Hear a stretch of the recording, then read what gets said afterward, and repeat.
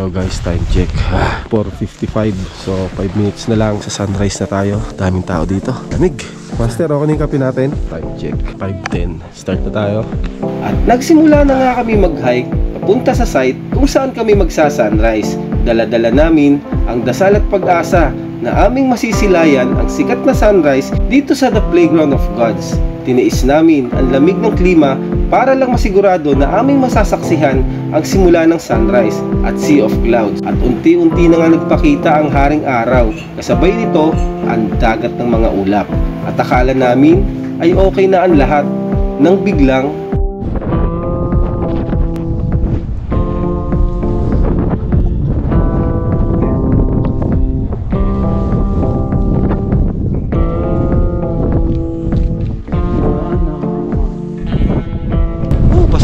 fog. Grabe.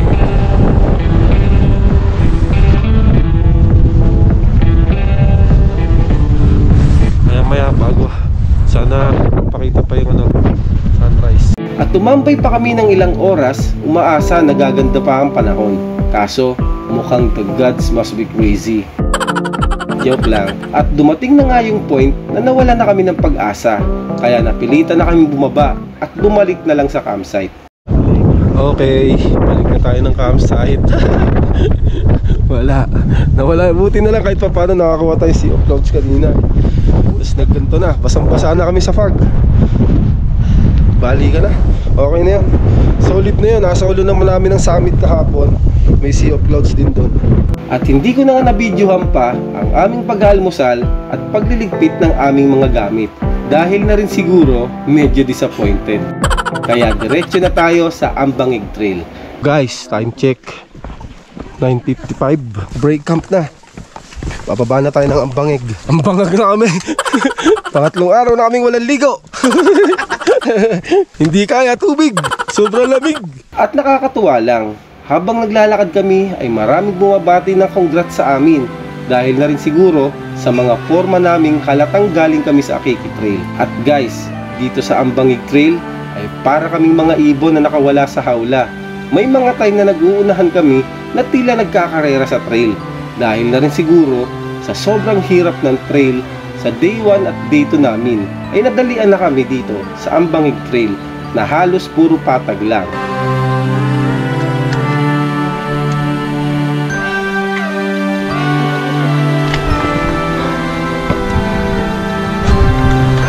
And after 5 to 6 kilometers na paglalakad, ay dumating na nga kami sa Badadak Ranger Station.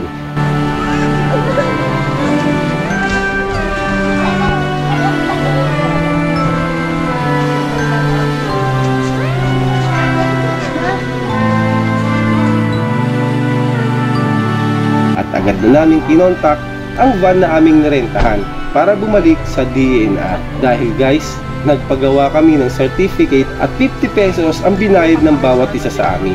Dito na nagtatapos ang ating journey. Kukunin na natin sa DENR ang ating mga certificate. Kapoy kaayo.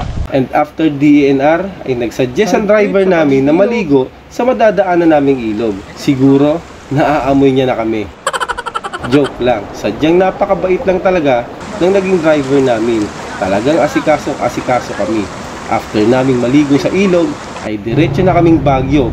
Dahil dito na kami magpapalipas ng gabi. And after naming mag-pitch ng tent, ay pumunta na rin kaming bus terminal para bumili ng ticket pabalik sa Maynila bukas. Time check, alas 6 na. So, nandito tayo nag-side trip sa Baguio. Dito na kami magpapalipas ng gabi. Bukas tayo uwi. Alright, nandito kami sa secret campsite. So, solid yung adventure natin. Kaya, salamat sa Project Lakbike tsaka kay Biyahe ni Jack sa invite sa epic na climb sa Mount Pulag. Kaya siguro dito na natin tinatapos tong adventures natin. Kaya kita-kits sa next adventures. Okay, peace!